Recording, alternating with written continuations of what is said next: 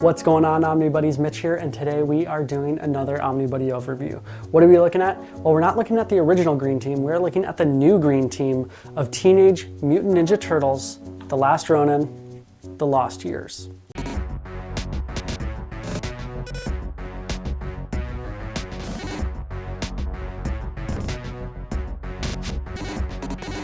All right, so I literally just finished reading this book maybe 10 minutes ago.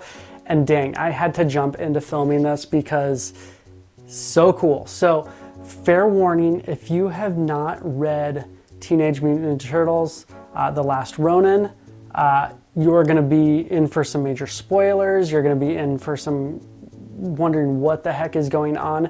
So I do have a Last Ronin overview.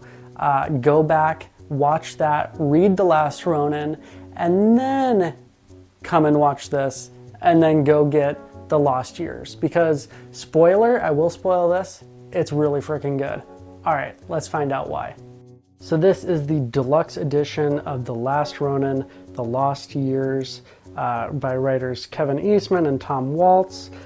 You have a ton of other creators on there for then, and then you have now, and you have Splinter's Journal, and you have a bunch of different creators on this. Really great all-star cast of creators and artists and writers on this book. This is an oversized hardcover, so it will match perfectly alongside your IDW oversized hardcover deluxe editions of the TMNT run and The Last Ronin. Fits beautifully on my shelf next to all of them. There are multiple different covers from multiple different outlets. I have what's considered the regular non-variant covers. I think Walmart has a cover. There's a couple other online stores that have covers. I think Barnes & Noble has their own too.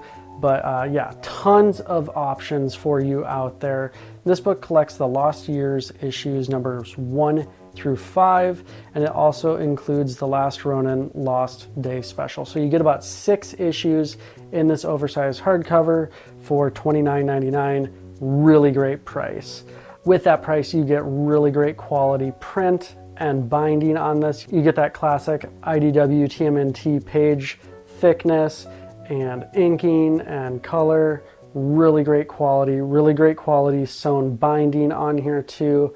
I stretched it and I read it, and it had a nice little eye hole for how thin this book is, so you have nothing to worry about there. Now about the story is so well done. It follows Michelangelo through these lost years that are mentioned in The Last Ronin, where after his family has died and he is kind of wandering about through Asia and multiple other continents really, and he has to deal with the emotional and really physical turmoil of losing his family, his friends, everyone around him, and just being alone. It is shockingly sad. Man, Michelangelo is just that happy soul in all of these books. So to see him as the Last Ronin is just so sad and just hits a different chord than it would for any of the other turtles, in my opinion. Again, I'll reiterate, after reading The Last Ronin and this, it would be a little bit more difficult to pull off in this book, but it would have been so cool to have not outright stated who the last turtle was that was alive. Just let it kind of be and sit and let everyone kind of guess and have a dialogue about it. This book would have been a lot more difficult with this, with everyone calls him by name, and how he fights and how he deals with things is very Mikey. It would have been a lot more difficult to not outright state who the final turtle is. But then again, I would have loved to see it. That is my only caveat with these books. I would have loved to not known. But this story has so many highs and so many lows with Mikey's training as he's going about through Asia, and the different things he gets put into and the different situations and the oath and honor that he has to follow to live out really his vengeance and find his peace, or will he not find his peace? That's kind of the question. Alongside of that, you are thrown into the now we were just previously talking about the then, but then you jump to the now, which is looking at all of the new turtles and their training with their new sensei and how that's going, and dealing with, you know, being these preteens. They're not Teenage Mutant Ninja Turtles yet. They're preteen Mutant Ninja Turtles that are still very much in training and very much young kids trying to live up to the legend of their ancestors, the regular original Ninja Turtles. It is so fun on that side of things, watching them go through life and go on these adventures that are a lot more lighthearted than what Mikey's going through. So it's got a lot of juxtaposition of these dark tones that are just so sad versus these happy, lighthearted kids that are just getting in really dumb arguments, as little kids tend to do, and their sensei more dealing with those issues than having to, you know, deal with training issues. Very fun, very interesting to jump back and forth. It really kept the book moving along. And then definitely with the art of, you know, the old school style of Kevin Eastman's art versus, you know, stuff like Ben Bishop and all of that. Really fun to see it used through flashbacks and then and now, and telling kind of a journal story of April O'Neil and all of that. So really cool, really well told. I was on the edge of wondering if this was really a necessary book to have and to read. But if you loved The Last Ronin, this is definitely a must read for continuing that story. I know that they are working on more, and I, for one, am really excited to read it. Definitely check out this story.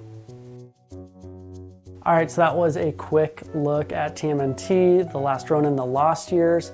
I was taken by surprise. The title of the book says The Lost Years, and I was thinking that it was just going to be all about the new family of TMNT and like what they go through, and it is, but it definitely goes into those lost years that are kind of mentioned and glossed over and glazed over in The Last Ronin, when they're dealing with, you know, spoiler alert, Michelangelo and the loss of his whole family, Splinter, Leo, Raph, Donnie, Casey, April, like just everyone. But it goes into everything about what he does and how he goes about doing it, and all of those years in between his family dying and then him ending up in New York fighting to take back New York again.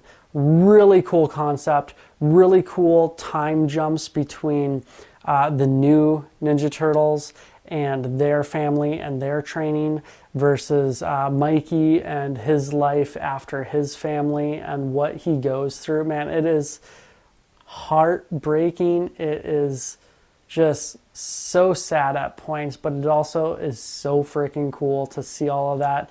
I love this. In my mind, this is completely canon for me with the IDW Teenage Mutant Ninja Turtles run. I think they're going to end up with, like, what do I have now? I'm on volume 15 hidden back here, all my Ninja Turtle stuff. So I'm on volume 15. I think they have like, what, three more volumes, something like that, to go to complete that run. And then they're jumping into Jason Aaron's Ninja Turtles run with issue number 150.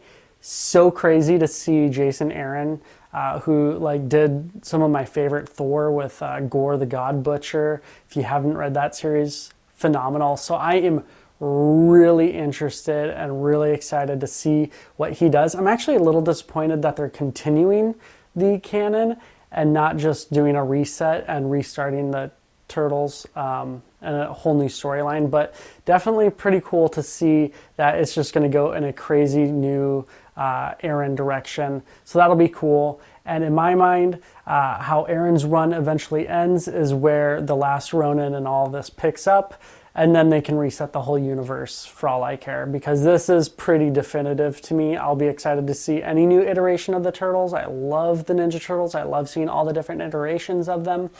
But I am really hoping and really excited to see The Last Ronin canon meet the Ninja Turtles IDW canon. I have no clue if they're actually going to do that.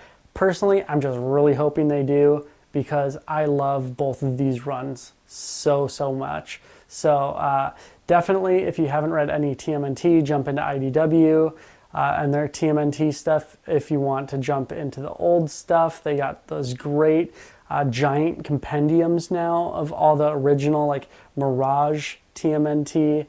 So you can get all those, I think, in 2 volumes. Maybe there's a 3rd one coming out. I can't remember. I got to look it up. But definitely great stuff out there if you haven't read any TMNT. You don't need to read any TMNT to love The Last Ronin. You just kind of need to know the characters a little bit. So it's pretty easy to jump into. You can't just jump into the Lost Years. Really, you'd have to jump into The Last Ronin. I guess you could technically read this first, as it kind of works as like a prequel and a sequel, and then The Last Ronin would just be kind of sandwiched in the middle, which would be really interesting actually to read it that way now that I think of it. Anyways, I'll stop pontificating and talking about everything I love, TMNT from soup to nuts, turtle soup to nuts. Yeah, love it. Definitely check it out.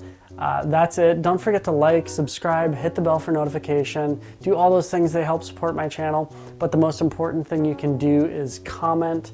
Let me know in the comments what your absolute favorite part of TMNT is. Is it like a part of a run? Is it a whole like IDW or the Mirage series? Is it the movies, the tunes? Or is it like just the themes within it of family, brotherhood, heroes and all of that kind of stuff? Let me know in the comments. There's so much to TMNT that you could hit in that. But yeah, definitely do it. Let me know in the comments. Love talking with you all about comics and especially TMNT. But if you're wanting to pick this up, don't forget to grab it over at Organic Price Books. Use code Omnibuddy for $2 off every order of $1 to $4.